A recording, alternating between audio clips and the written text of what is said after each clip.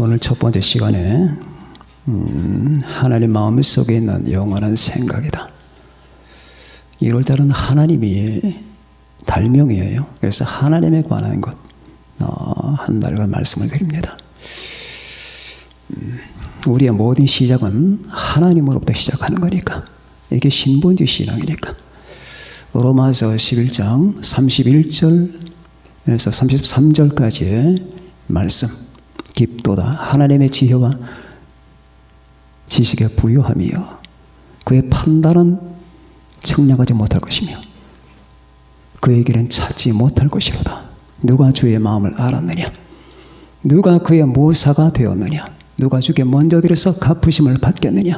이는 만물이 주에게서 나오고 주로 말미암고 주에게로 돌아갑니다. 이게 신본주의 근본이에요.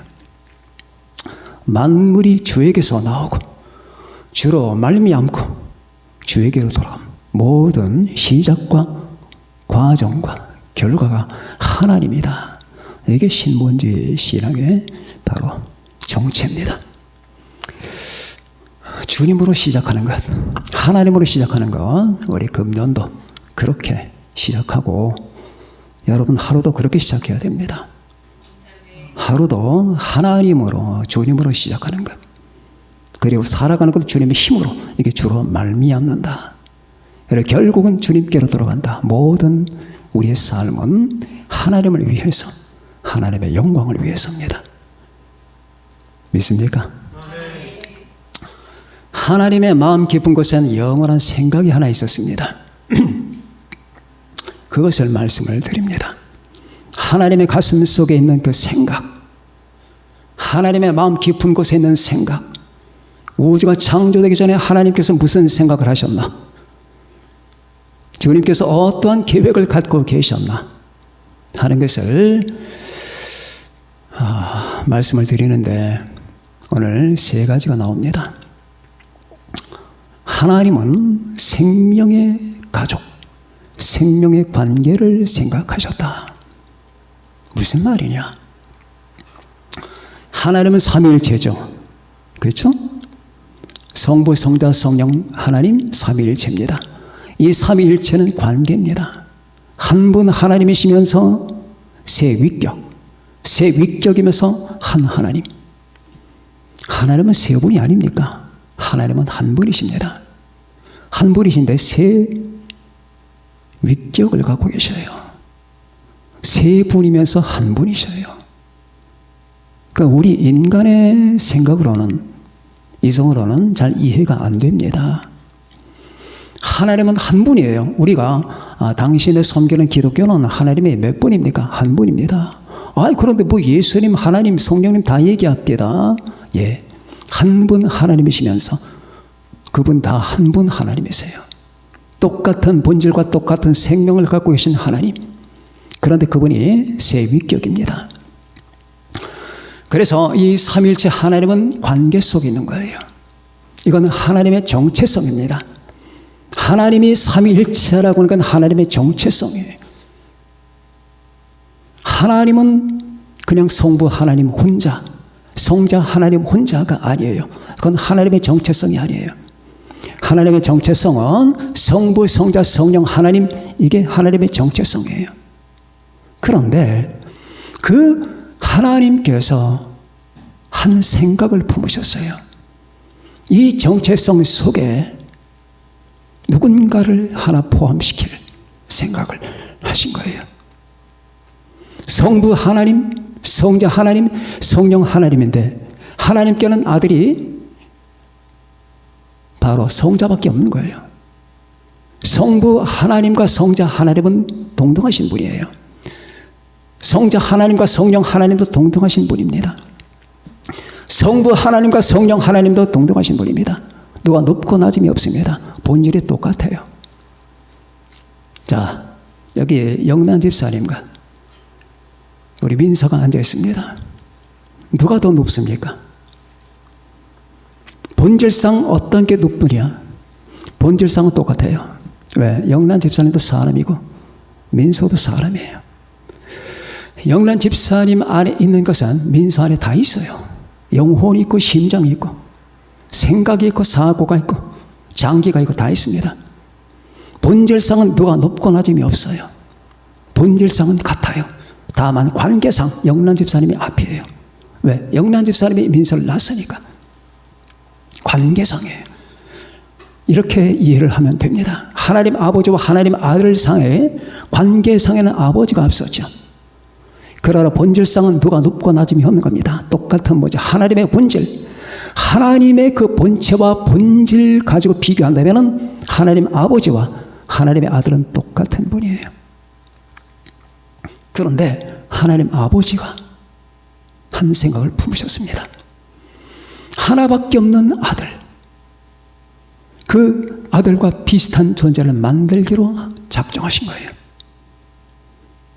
그것은 자기 사랑하는 아들에게 가장 아름다운 신부를 만들어주고 그 신부가 자신의 자녀가 되게 하는 거예요. 하나님 아버지에게는 자녀라고 하고 하나님 아들에게는 소유물. 그래서 쿠리아케라고 하는 겁니다. 쿠리아케. 교회를 쿠리아케. 처치. 이 처치가 무슨 뜻이냐? 주님의 것. 주님의 것. 여기 속해 있는 모든 사람들은 주님의 것. 이게 하나님의 계획이었습니다. 하나님은 우주가 창조되기 영원 전에 자기가 사랑하는 아들, 자기 생명 같은 아들, 그 아들과 비슷한 존재들을 만들어내시기로 했는데, 그런데 그 비슷한 존재들 아들에게 주어서 아들의 신부요, 아들의 소유물이 되게 하고 자기 자식에게는 자녀가 되게 하신 거예요. 이건 하나님의 계획입니다. 모르셨나요? 이게 하나님의 계획이에요. 그래서 여러분이 있는 거예요. 응? 어머니와 아버지가 결혼해서 나 낳기 때문에 있다? 그건 물리적인 관점이에요. 영적 관점은 그렇게 보면 안 돼요. 왜 하나님이 날 거듭나게 하셨나? 예수 그리스도 안에서 거듭나는 거예요. 예수 그리스도의 생명을 가지고 예수 그리스도 안에 있는 예수님의 주님의 영과 말씀으로 우리를, 그래야 우리 근본 바탕이 변하는 겁니다. 바탕이 변해서 본질이 변해서 우리가 주님과 닮는 기본 터전을 마련하는 거예요. 거듭나지 않는 사람은 그게 불가능해요. 그래서 이 세상은 두 개의 씨앗이 있습니다. 하나님께 속한 씨앗과 하나님께 속하지 아니하는 씨앗. 예수님께 속한 씨앗과 마귀에게 속한 씨앗이 있는 거예요. 사람은 같아요. 존엄성도 같아요. 그러나 거리로 나가서 보면은 수많은 사람들이 있는데 그 사람들 가운데 하나님의 씨앗이 있고 하나님의 씨앗이 아닌 씨앗들이 있습니다. 하나님의 씨앗이 아닌 씨앗들은 구원을 받을 수가 없는 거예요. 인간의 존엄성은 같아요. 다 하나님이 만드셨습니다. 그런데 그들 가운데는 성분이 다른 존재들이 있다. 예수 그리스도 안에 거하는 자들, 예수 그리스도를 닮는 자들, 영원히 예수님께 주어진 자들, 그리고 그들이 하나님의 자녀라고 일컬어지는 자들, 이들을 하나님은 영원 전에 구상하셨고 뜻하셨다. 그럴 때 지금 내가 왜 예수를 믿게 됐나? 그러니까 이해가 되는 거예요. 에베소서 1장에 위대한 찬송이 나오잖아요. 찬송하리로다. 하나님 곧 우리 주 예수 그리스도의 아버지께서 장세전이 그리스도 안에서 하늘에 속한 모든 신령한 복을 우리에게 주시되 곧 장세전에 그리스도 안에서 우리를 택하사 우리로 사랑 안에서 그 앞에 거룩하고 흠이 없게 하시려고 그 기쁘신 뜻대로 우리를 예정하사 예수 그리스도로 말미암아 자기 아들들이 되게 하셨으니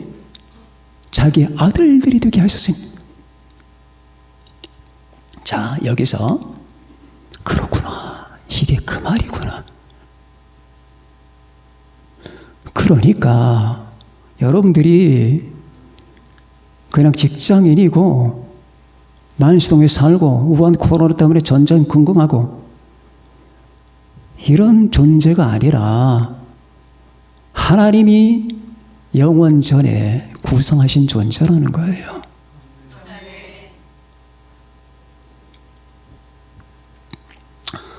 아들에게 주어진 자들.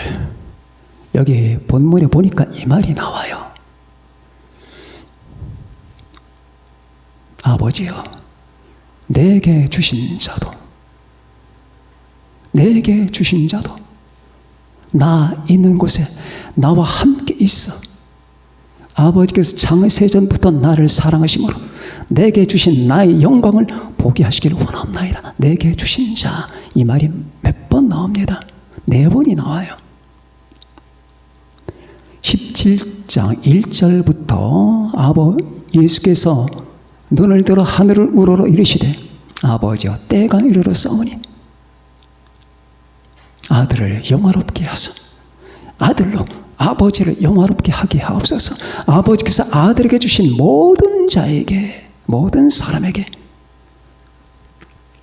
이 말을 하는 것은 세상 사람을 위함이 아니요 내게 주신 자들을 위함이니이다. 자, 내게 주신 자들이라는 말, 여러분 성경 보다가 이 문구에 눈이 꼽힌 적이 없습니까? 내게 주신 자들. 그냥 대면대면하게 읽어 나가니까 뭐 그런 거겠지, 뭐 기독교인들 얘기하는 거겠지, 이렇게 말을 하거나 생각을 하기가 쉽잖아요. 근데 왜 몇 번씩이나 내게 주신 자들, 그것도 창세전에 내게 주신 자들, 이들은 아직 존재하지도 않는데, 존재하지도 않는 자들을 주님이 영원 전에 주셨단 말입니다. 이게 아버지 하나님의 계획이었단 말이에요.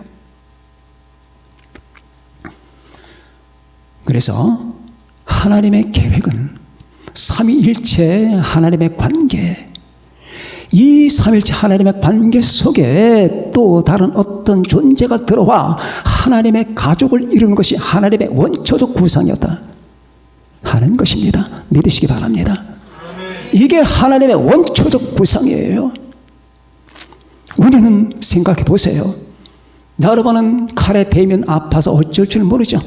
바늘 한번 찔리면 호호 불어가면서 막 인상을 찡그리죠. 추우면 손이 시렵죠. 밥 먹지 못하면 배가 고파 찡그리죠. 아주 열악합니다. 인간이라고 하는 존재는 그렇게 열악해요. 이 열악한 존재들, 성내고 화내고 기분 나빠하고 팩 토라지기도 하고 병 걸릴까봐 전전긍긍하고, 이런 존재들 정말로 시편 62편 9절에 말씀한 대로 입김 같은 존재들, 입김, 그 인생도 속임수랍니다. 우리가 하는 모든 행동들과 인간의 짓들이 속임수래요. 진실성이 없단 말이에요. 교활하단 말입니다.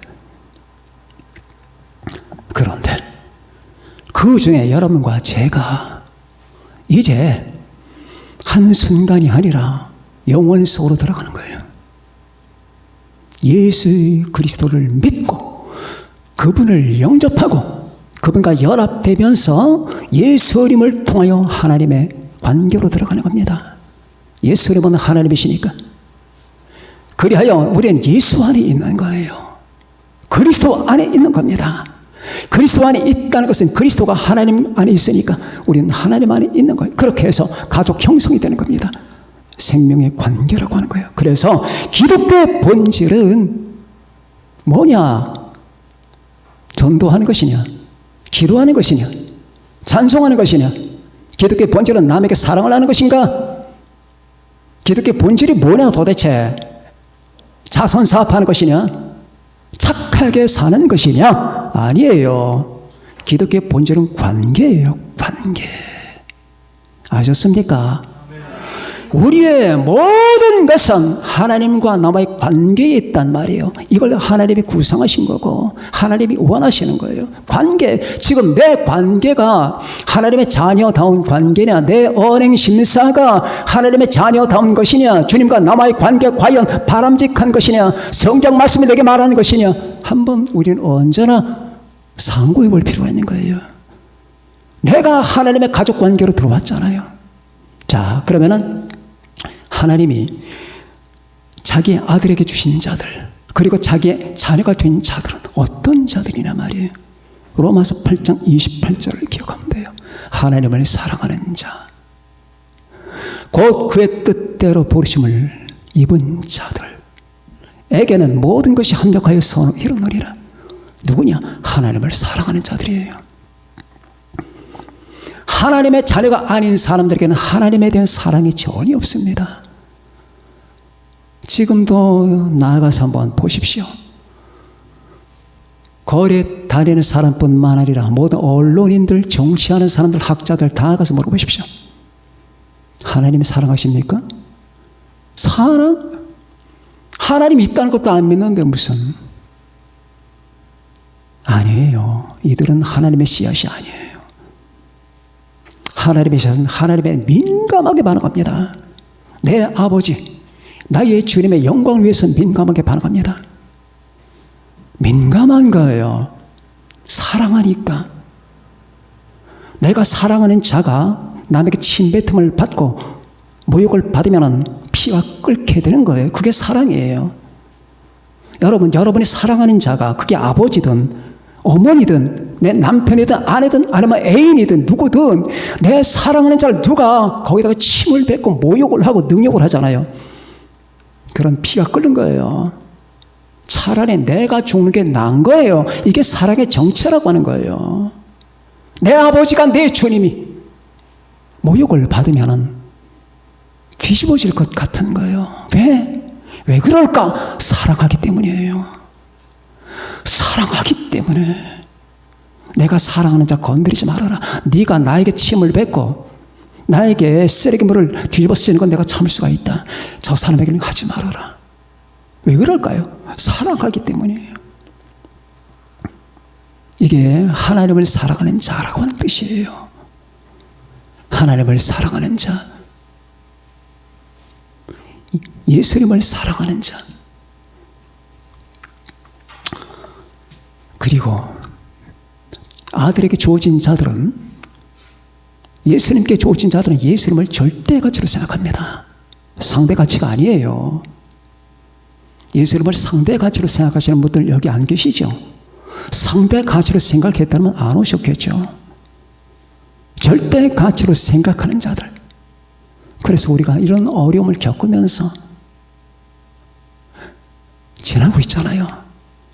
이거 다 하나님이 하시는 거예요. 여러분, 마귀가 하는 거 아니에요. 하나님은 마귀를 이용하는 것 뿐입니다. 여러분, 이 우주 역사 전체, 이 지구 돌아가는 걸 갖다가 신본주의적으로 생각하란 말이에요. 즉 하나님이 주장하시는 거예요. 마귀가 주장하는 주장은 하나님이 하고 하나님은 마귀라는 깡패를 이용하는 것 뿐이에요. 그래, 네 마음대로 해라. 이용하는 거예요. 하나님의 목적이 달성될 순간까지.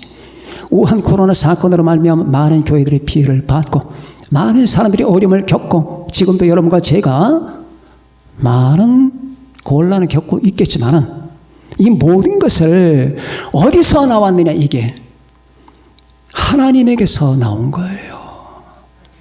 마귀에게서 나온 게 아니란 말이에요. 마귀는 후비고 다니지를 못하는 거예요. 하나님의 주관이에요, 이것은. 그러니 우리가 관점을 바꾸잖아요. 내 아버지가 내 주님이 전체를 주관하고 있다. 그러면 우리 마음이 안도감을 갖게 됩니다. 이게 하나님의 뜻을 떠나 주님의 뜻을 떠나 지 멋대로 마귀나 아니면 악의 세력들이 마음대로 자행자재하고 있다. 이렇게 생각하면 불안하겠죠. 그게 아니에요. 요한계시록 보면은, 여러분 요한계시록 시험 보셨잖아요. 6 인을 떼는 자가 누구예요? 예수님이에요. 인떼기라는 건 역사 전개란 말이에요. 이 역사 전개자의 절대 주권자는 예수님이에요. 인을 그 하늘에나 땅에나 땅 아래에 이 인을 떼기 합당한 자가 없다고 했잖아요. 인류 역사를 전개시켜 나가는 자는 주님밖에 없는 거예요. 그러면 이 어두운 상황에 주님이 전개하고 있단 말이에요. 왜 그럴까? 자신에게 합당한 자를 찾는 거예요. 이런 어려움을 허락하시면서 이 어려움을 뚫고 자신에게 매달리고 나는 주님을 사랑합니다. 나는 하나님께 나갑니다. 주여, 아무리 어려워도 난 당신을 붙잡습니다. 라고 주님께 매어 달리는 그 사람을 하나님은 찾는 거예요. 골라내는 거예요. 골라내기예요. 골라내기란 말이에요. 엄마가 종아리를 때리면 나 이제 엄마 같은 거 싫어. 그래 도망갑니까? 더욱 엄마에게 매달리는 겁니다. 이렇게 자신에게 주어진 자들, 그들은 달라요. 무서운 겁니다. 기억해 두세요. 주님께 주어진 자들, 하나님의 자녀들은 의식이 다르고 생각이 다르고 감정이 달라요. 달라요. 아, 하나님의 사람들은 합리적이다. 합리적이 아니 초합리적이에요. 이렇게 하나님의 계획 속에는 주어진 자들, 주님께 주어진 자들, 아, 우주가 창조되기 전에 나는 그분에게 주어진 자구나. 얼마나 복되나 그 말이에요. 나는 하나님의 자녀구나. 주어졌기 때문에 내가 예수 믿는 거예요. 잠깐 이 세상에 눈발을 맞으면서 잠깐만 있어라. 잠깐 우주의 그 무한한 역사, 우주를 떠나서 하나님의 그 영원한 그 세계 속에 잠깐 70년, 80년, 60년, 그건 아무것도 아니잖아요. 눈을 맞으며 비를 맞으며 배워라. 인생의 갈 길이 어떤 것인가? 네 인간의 본분이 무엇인가? 하나님이 누군지, 네가 왜 창조됐는지, 창조의 목적이 무엇인지를 배워라. 요 잠깐 동안에. 자, 두 번째, 이를 위해서 우주가 창조되기 전에 아버지와 아들 간에 약속이 있었습니다. 약속이. 이게 어디 나오느냐? 우리는 그냥 그렇게 생각하기가 쉬워요. 내가 이 땅에서 예수 믿고 교회를 다니기 시작했고 하나님이 내게 축복해 주시고, 이거는 말로 비유를 하자면 꽃이 있는데, 화분이 하나 있는데, 화분 밑에 뿌리가 있고 이제 줄기가 자라서 끝에 꽃이 피었어요. 꽃이 피었습니다. 그 꽃에 벌이 한 마리 앉아 있습니다. 그 벌만 얘기하는 거예요, 지금. 벌이 꽃에 앉았다. 이것만 얘기해. 이게 무슨 나무인지, 이 키가 얼마나 되는지, 뿌리가 얼마나 깊은지, 이 화초의 특성이 무엇인지 전혀 모르는 겁니다. 마찬가지 성경에는 감추어진 부분이 있습니다. 우리는 바깥에 이 시간 세계 속에 나타난 것만은 우리가 보기가 쉬워요. 그런데 시간 저 건너편에 하나님의 어떤 움직임이 있는 겁니다. 하나님 아버지께서는 이 생명의 관계, 하나님의 삼일체 관계 속에 누군가를 들어와서 하늘의 가족을 만드시려고 하나님은 작정을 했고, 이 작정을 위해서 하나님께는 어떤 구체적 방편이 쓴 겁니다. 그것이 아버지와 아들 간의 언약이라고 하는 거예요. 그걸 구속 언약이라고 하는 거예요. 구속 언약. 신학적인 용어로 구속 언약이에요. 여러분, 베드로 전서를 제가 요즘에 말씀드리고 있죠. 거기에 보면 이제 다음 시간에 나옵니다. 예수님을 가리키면서 뭐라고 하느냐. 1장 20절인가 그렇습니다. 그는 영원 전부터 창세 전에 알려진 자나. 언제 창세 전에 알려졌냐고. 예수님께서 이 땅에 오신 건 2000년 전인데 창세 전에 언제 알려졌냐 말입니다. 그는 창세 전에 알려진 자나. 창세 전에 알려진 자. 로마서 16장 25절에 보면 그런 말이 나옵니다. 이 하나님의 복음은, 예수님의 복음은 영세전에 감추어졌다가, 복음은 이 시간 세계 속에 나타난 거 아니에요. 하나님의 세상을 이처럼 사랑하사가 시간 전에 있었던 겁니까? 시간 이후에 나타난 거잖아요. 2000년 전에 나타난 것 아니겠습니까? 그런데 어째서 이 하나님의 복음, 예수 그리스도의 복음이 영세전에 감추어졌다가 이제는 나타난 바 됐으리라고 말하느냐 그 말이에요. 이런 모든 문장들, 이건 뭡니까? 그리고 아까 제가 말씀드렸듯이 하나님이 창세전에 그리스도 안에서 우리를 선택했다. 그럼 아버지와 아들 그리스도 안에 뭔가의 언약이 있었다 하는 걸 우리가 짐작할 수 있습니다. 이걸 구속 언약이라고 하는 거예요. 우리는 몰라요. 그건 시간의 세계에 속한 게 아닙니다. 그건 영원에 속한 겁니다. 그래서 영원 세계 속에 아버지와 아들 간의 대화가 있었고 언약이 있었어요. 아들아, 내가 이런 생각을 가지고 있다. 내가 너에게 무한히 아름다운 존재를 주겠다. 그리고 걔네들은 내 자녀가 될 것이다. 물론 아들도 알죠. 아버지 생각을. 왜? 삼위일체니까. 아버지. 알겠습니다. 그러면서 아버지와의 대화 속에 이 아이들, 이들을 어떻게 자기 안에 포함시킬 수 있는 건가? 그게 뭡니까? 죽음으로, 십자가로. 아들은 죽기로 작정하신 겁니다. 그래서 어린 양은 영원 전부터 있었던 거예요. 하나님의 마음속에. 아들은 이들을 위해서 죽기로 하신 겁니다. 왜냐하면 이들은 타락할 거니까. 이들은 하나님께 범죄할 거니까. 이들의 속성을 아시니까. 그럼에도 불구하고 하나님은 그들을 창조하셨습니다. 그리고 드디어 하나님의 예상 따라 그들은 얼마 후에 범죄하고 타락했습니다. 하나님께로부터 물러가게 됐습니다. 떠났습니다. 사탄이 그들을 지배하기 시작했습니다. 어떻게 할 겁니까? 바로 여기서 어린 양 예수 그리스도가 피를 흘리는 작업이 시작되는 거예요. 그리고 드디어 원복음, 프로토, 앙겔리오, 원복음. 그게 창세기 3장 15절이죠. 거기서 하나님이 드디어 시간 세계 속에 암시하십니다. 너는 여자의 후손의 발꿈치를 물 것이고 여자의 후손은 네 머리를 칠 것이다. 드디어 하나님은 하나씩 전개시켜 나갑니다. 그런데 그보다 쭉 그리고 하나님은 어떤 짐승을 죽여서 하와와 아담의 아랫도리를 가렸습니다. 그렇죠? 어떤 짐승이겠습니까? 짐승은 안 나옵니다. 추측컨대 어린 양일 거라고 봅니다. 하나님은 그렇게 자신의 계획을 진행시켜 나가는 겁니다. 그리고 드디어 이 어린 양이 어디서 보이느냐? 아브라함이 이삭을 바치러 모리아산에 가잖아요. 그죠? 그리고 드디어 이삭을 묶어놓고 칼을 찍으려고 할 때 하나님이 손대지 말라 하셨습니다. 그리고 뒤를 돌아보니까 양 한 마리가 있습니다. 있죠? 이 양.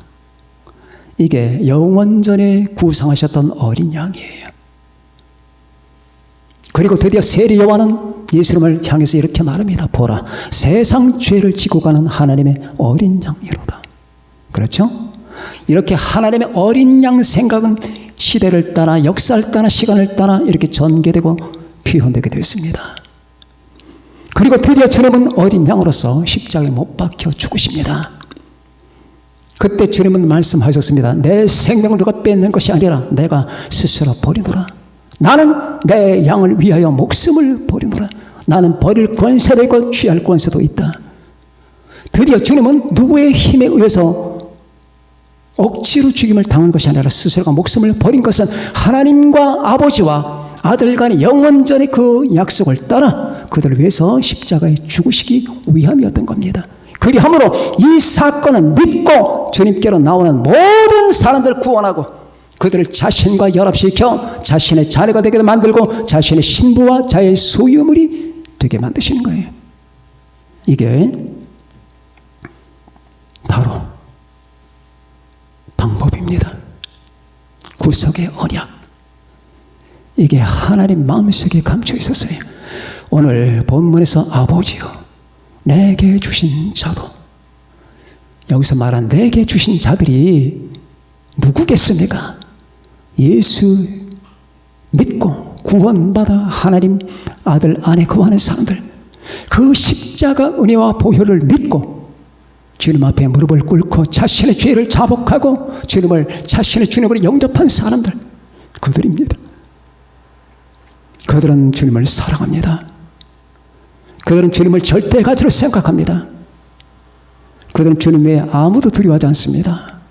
여러분 기억해 두십시오. 여러분 주님 외에 뭔가 다른 걸 두려워하는 사람이 있다면 그는 주님을 사랑하는 사람이 아닙니다.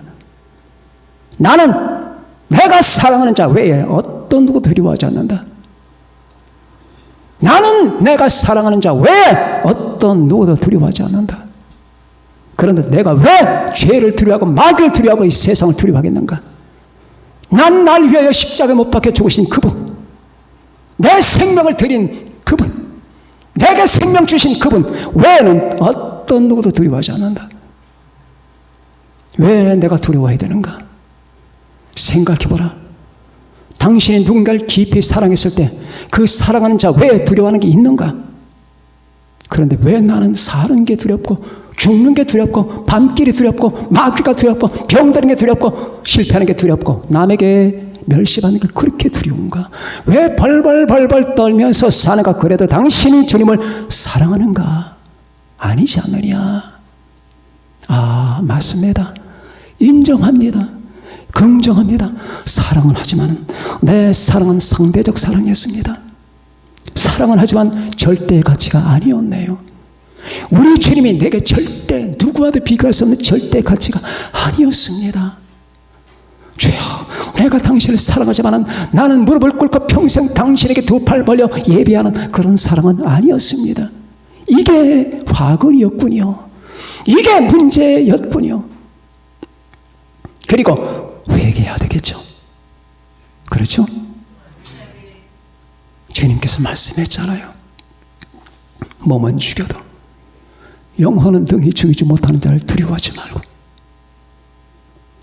그런데 왜 내 영혼에 손 하나 까딱대지 못하는 것들을 두려워하는 건가? 오직 몸과 영혼을 능히 지옥에 멸하실 수 있는 그분을 두려워하라. 그분이 누군데요? 하나님 아버지와 하나님의 아들 예수님이십니다. 그렇구나. 사랑은 두려움이 없나니, 사랑 안에 두려움이 없고 온전한 사랑의 두려움을 내쫓나니 두려워하는 자는 사랑 안에서 이루지 못하였습니다. 요한 1서 4장에 나오지 않습니까? 그렇다. 우리는 완전하지 않지만 이것을 완성시켜 나갑시다. 주 외에, 하나님 외에 그 어떤 무엇도 두려워하지 말자. 이게 사랑이다. 이게 믿음이다. 그게 믿음이에요. 그게 사랑이에요. 내가 믿는 그분, 내가 사랑하는 그분 외에는 두려워하지 않는다. 오히려 어떤 사람들은 주님은 부드러운 분으로 생각하고 다른 걸 두려워합니다. 그거는 믿음이 아니지 않느냐. 세 번째 사실이 있습니다. 주여, 이들을 나 있는 곳에 나와 함께 있게 하사 창세전부터 아버지께서 나를 사랑하심으로 내게 주신 나의 영광을 보게 하옵소서. 이제 여러분의 운명이 결정된 거예요. 주님의 영광을 보러 가는 겁니다. 근데 이 본다는 말이 무슨 말이냐? 구경한다는 말이냐? 동물원 가서, 어린 대공 가서 사자 보고 코끼리 보고 뱀 보고 구경한다는 말이냐? 아니에요. 파티시페이션, 참여하다. 주님의 영광 속으로 우리를 집어넣는 거예요. 믿습니까? 아버지요, 내게 주신 자도 나 있는 곳에 주님이 아버지께 내게 주시지 않았습니까? 나는 그들을 위해서 못 박혀 죽지 않았습니까? 나는 그들을 위해서 피를 흘렸습니다. 그러면 그들이 그냥 이 땅에서 서로 믿고 사랑하는 관계가 아니라 내가 있는 곳에 주님이 어디 계신데요? 하나님의 임재 가운데 있잖아요. 하나님이시니까 내가 있는 곳에 그들을 같이 있게 하셔서 하나님이 내게 주신 영광을 그들도 받게 하셔서 아버지가 거기에 참여하게 하소서. 이게 우리가 마지막에 받을 운명이란 말이에요. 그리고 이것이 극적으로 이루어지는 때가 휴거입니다. 휴거 발생과 동시에 어마어마한 광채와 에너지가 여러분을 관통할 겁니다. 순간 여러분은 수만 볼트에 감전된 것 같은, 그러나 하나도 고통스럽지 않은 그 순간적입니다. 제 예상입니다. 마지막 나팔 소리가 불려질 때 하나님의 어마어마한 에너지가, 광채가, 예수님의 몸에서 나는 광채가 바로 자신에게 주어진 자들, 이 땅에서 환난받고 어려움을 겪고 있는 많은 사람들에게 들어갈 겁니다. 단 몇 초 만에 여러분이 변할 겁니다. 순식간에 변할 겁니다. 변하는 걸 여러분 자신이 알 겁니다. 왜? 이제 내 자신이 신적 존재로 순식간에 변화된 걸 알기 때문입니다. 이젠 두려움도 공포도 어떤 것도 아무것도 염려할 것이 없는 주님과 같은 몸이 될 겁니다. 이것이 그렇게 해서 우리 주님께서 우리를 데리고 자신의 영광 속으로 들어가는 거예요. 자신의 영광 속으로 들어가면서 우리는 영원토록 그분과 헤어짐이 없이 영원히 살게 될 겁니다. 자, 이거를 하나님이 계획하셨단 말이에요. 이걸 계획하셨어요. 그래서 하나님께서 지금 시험의 과정을 지나는 건 다 채부채는 거예요. 여기서 콩만 골라내라. 그럼 돌이 떨어져야죠. 콩만 골라내는 거예요. 이게 하나님의 영원 전부터의 생각이었으니 하나님의 생각한 건 반드시 되는 겁니다. 우리가 이 2021년도 첫 번째 시간에 이 비전을 가져야 됩니다. 이 찬란한 비전, 여러분의 그 눈앞에 시계에 연결되고 전개되면서, 그래, 바로 이게 캄캄하고 이 세상을 보지 마세요. 이 세상 여러분이 비전이 되면 안 돼요. 이 비전, 요한복음 17장 24절의 비전이 쫙 펼쳐지면서 그 어떤 것도 여러분을 막지 못하고 두려워하지 않게, 이 영광을 향하여 나아가는 것, 영광으로. 영광이 목적이 아니죠. 영광의 본체 되신 하나님이요 주님이 목적이죠. 그러나 그분이 계신 곳엔 그분의 영광이 발산되는 건 사실이니까. 이제 이 비전을 가지고 여러분 이 첫 번째 시간에 요한복음 17장 24절 비전을 여러분의 머릿속에 박아두십시오. 인쇄시켜 놓으십시오. 이것만이 여러분이 이 세대를 돌파해 나갈 힘이 됩니다. 이것만이 여러분과 제가 어떤 경우에서도 두렵지 않고 걱정하지 않고 근심하지 아니할 수 있는 여러분 강하고 담대한 믿음의 근본이 될 겁니다.